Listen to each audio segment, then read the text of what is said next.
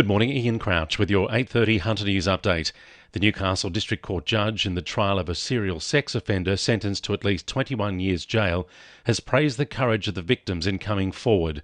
34-year-old Daniel Hansen, the former lead singer of a popular Newcastle band, used his status as a local musician to groom and rape 14 young girls and women between the ages of 12 and 22 over a 9-year period. Hansen pleaded guilty to 23 counts of sexual and indecent assault and will be eligible for parole in 2040. Crash investigators want to hear from anyone who witnessed yesterday's head-on smash at Pelham. A Toyota Corolla and a Ford Territory collided on Leggett's Drive at about 3:15. The driver of the Corolla, a man in his 20s, had to be freed from the car and was airlifted to the John Hunter Hospital with critical injuries.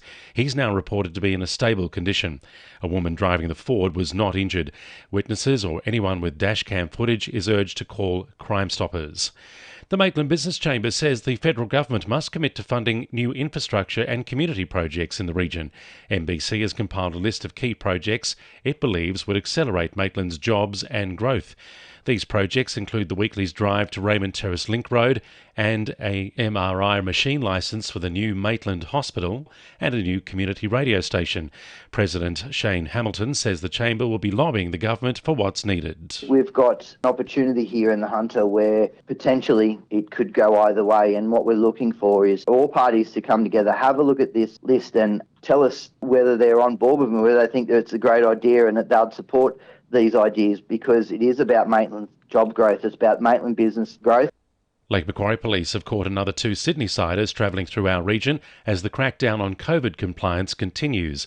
Officers issued 17 fines in the 24 hours to yesterday morning, with 15 handed out to people failing to wear face masks.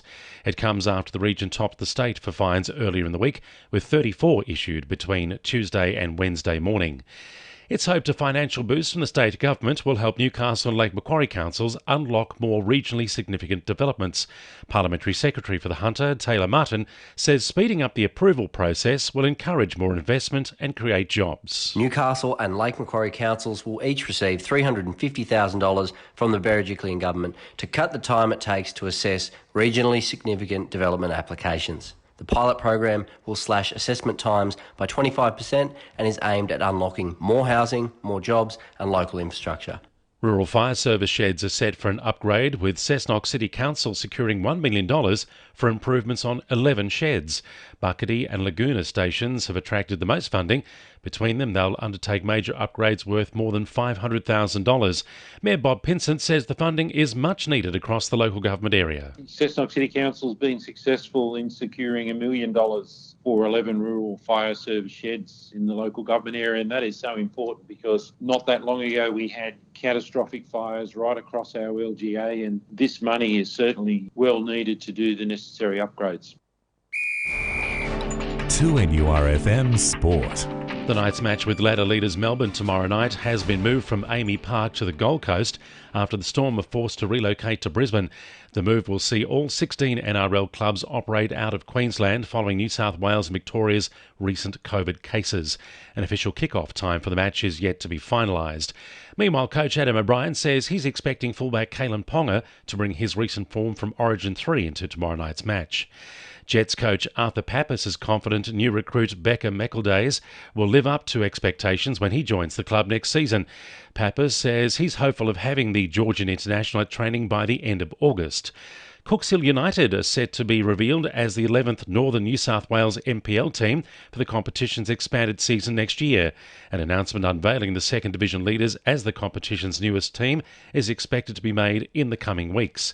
And Adamstown could move up to third on the WPL ladder with a win over last-placed New Lambton tonight at Alder Park.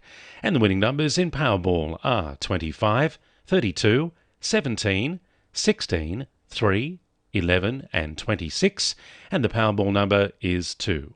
And now you're up to date with the latest 2NURFM Hunter News.